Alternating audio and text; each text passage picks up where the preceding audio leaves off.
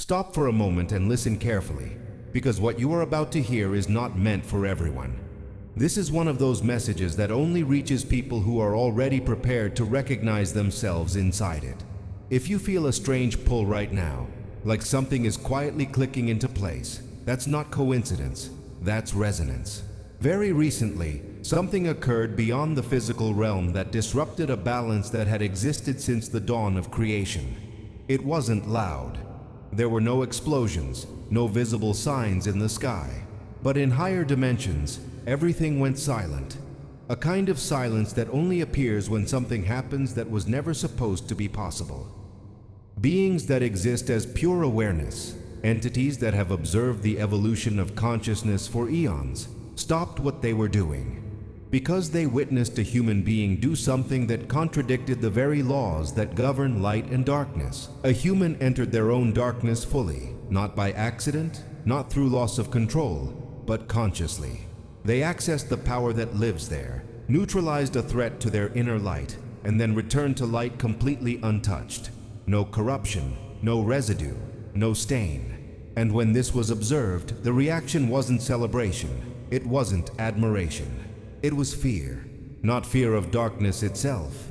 Fear of what it means when a human can move between opposing forces without being consumed by either. And if you're still listening, it's because that human is you. What unsettles higher realms isn't that you have a dark side.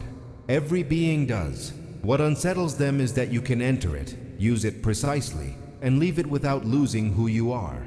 That ability was never meant to exist. There is a brutal difference between having two sides and having mastery over when to use each one. Most beings are trapped in one state. You are not, and that alone places you outside the old hierarchy.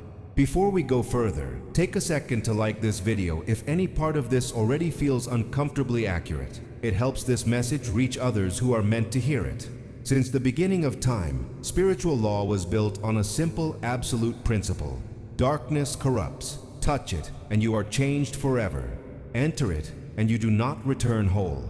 This law wasn't symbolic, it was literal. Angels who deviated even slightly from pure alignment fell instantly.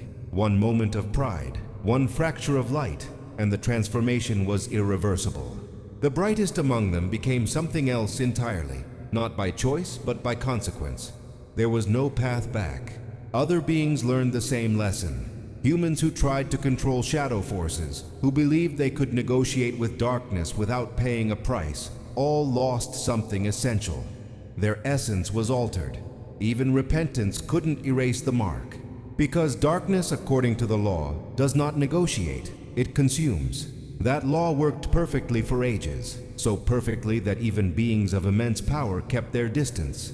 1 second of exposure could erase millennia of purity. So the universe operated in separation. Light here, darkness there, no crossing, until humans like you appeared. At first it was dismissed, an error, a temporary irregularity, but it kept happening, again and again. Humans entering their internal shadows, activating power that normally destroys, and returning without damage. That's when the realization hit. This wasn't a flaw, it was evolution. You don't break the law because you are reckless. You break it because you were built differently. And you probably don't even realize how often you do it. Think back to a recent moment, a moment where something felt off. Someone came to you with vulnerability, tears, emotional weight. On the surface, it looked real. Your instinct was compassion. You listened. You opened your heart. You wanted to help. But then something subtle triggered inside you. A sensation you've learned not to ignore, a mismatch between words and energy, a tiny signal that said, "This isn't clean." That's when it happened. Not explosively, not dramatically, but decisively. Your dark side came online. Your voice changed. Not louder, just firmer. Your presence sharpened. You stopped cushioning your words. You said exactly what needed to be said. No cruelty, no apology. Just truth with an edge. And the manipulation stopped. The same tactics that worked minutes earlier suddenly failed. The emotional leverage disappeared. It was as if an invisible boundary snapped into place. And then, just as quickly, you returned to yourself. No bitterness, no lingering anger, no obsession with what happened. You went back to being open, kind, present, as if nothing had occurred. That moment is what terrified the observers. If this is resonating so far, comment 777 somewhere below. Not for superstition, but as a signal that you recognize this pattern in yourself. Angels cannot do this. They were never required to. They were created in an environment of absolute order. No hunger, no betrayal, no survival pressure, no emotional wounds, which means they never developed resistance. Think of an immune system. If a being grows up in perfect sterility, the first real exposure destroys them. That's what happens when pure light touches darkness. You, however, were born into contrast. You were hurt. You were disappointed. You were betrayed. You navigated manipulation, loss, confusion, and each experience built something inside you, not weakness, immunity. Your darkness isn't foreign to you. It's familiar terrain. That's why you can enter it without losing yourself. For an angel, darkness is acid. For you, it's cold water. Intense, shocking, but survivable. What truly unsettles higher realms is not just that you can access this power, but that you use it with precision. Many people have dark sides. They explode. They lash out. They burn bridges. And then they stay there, trapped in bitterness. That's not you. You don't activate darkness to dominate. You activate it to protect. You know exactly how far to go. You know when to stop, and you know when to come back. This wisdom wasn't taught, it was earned. You learned the difference between protection and revenge the hard way. You learned what happens when you stay soft too long. You learned what happens when you harden completely. And instead of choosing one extreme, you learned to move between them. Pause here and subscribe to the channel if you haven't already. This is the kind of knowledge that doesn't repeat itself often. Look at your life.